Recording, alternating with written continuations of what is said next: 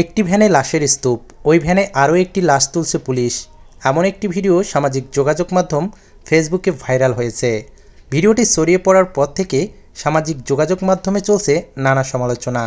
খোঁজ নিয়ে জানা গেছে ফেসবুকে ছড়িয়ে পড়া এই ভিডিওটি সাভারের আশুলিয়া থানার। ভিডিওটিতে একটি পোস্টার দেখে ঘটনাটি আশুলিয়া থানার বলে নিশ্চিত হওয়া গেছে।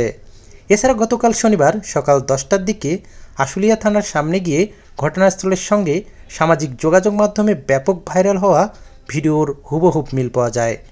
এর আগে শুক্রবার অর্থাৎ 30শে আগস্ট সারাদিন ভিডিও সামাজিক যোগাযোগ মাধ্যমে ব্যাপক ভাইরাল হয়।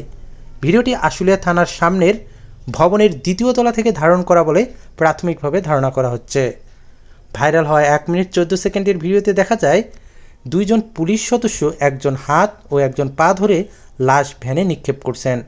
এর আগেই ভ্যানে লাশের স্তূপ করে কাপড় দিয়ে ঢেকে দেন তারা। সর্বশেষ লাশটি তুলে একটি ব্যানার দিয়ে ঢেকে দেওয়া হয়। পরে কিছু সংখ্যক পুলিশ সদস্যের উপস্থিতি দেখা যায়। ভিডিওর 1 মিনিট 6 সেকেন্ডে একটি পোস্টার দেখা যায়, যা স্থানীয় যুবলীগের ধামাসোনা ইউনিয়ন সভাপতি ও 9 নম্বর চৌরা ওয়ার্ডের মেম্বার প্রার্থী আবুল হোসেনের। সেই পোস্টারটি দেখে নিশ্চিত হওয়া গেছে যে ভিডিওটির ঘটনাস্থল আশুলিয়া থানার পাশে।